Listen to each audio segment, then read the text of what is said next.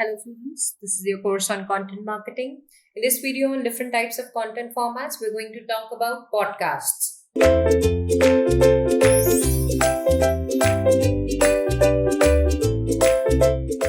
So many of you may already be consuming this kind of content format and understand its importance as a knowledge and value adding content format, and you really become a loyal consumer for these brands that offer you podcasts as a service or as a resource. So, for those who don't know what exactly it is and how it is different from any other kind of videos or webinars for that matter, podcasts are digital audio files, and now even video versions are used as webcasts, which are available for download and personal consumption by users.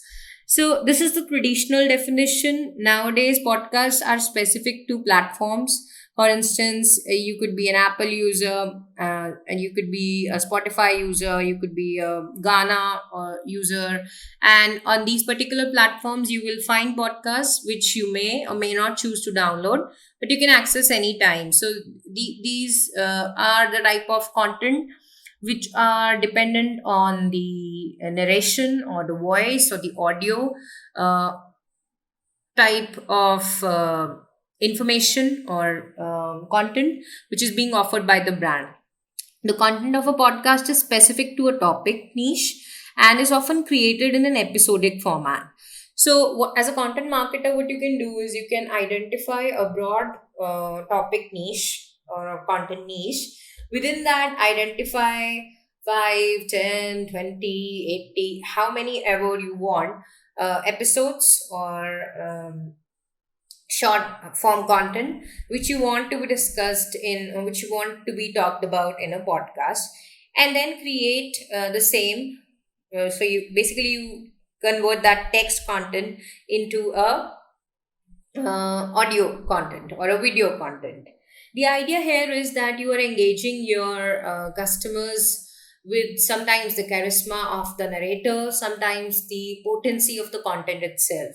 So, content marketers use podcasts to engage customers regularly with serialized infotainment, and therefore the text is more personalized, more natural, has less jargons, less typical words, and they have more of a tone as if the speaker of the podcast is having a conversation with his or her listeners, and they invite in content marketers also invite industry experts and influencers to feature on company podcasts at times to further give more value and more weightage to their episodes or to their podcasts.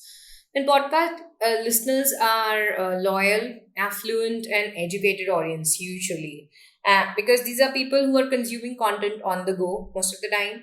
So you may have to sit and take a break to read something. Podcast is something which you can do parallelly while doing some other chore, some other activity, and therefore you need that kind of device. You need that kind of lifestyle wherein you find podcasts which are relevant to you and then listen to them loyally to gain the kind of value that you're looking for. So it is something that is currently being preferred by uh, customers who are passionate about the brand, who are educated, informed, and therefore know whether a podcast is of value to them or not. And usually affluent because they can afford such services, platforms, and devices which help them to consume podcast as a type of content.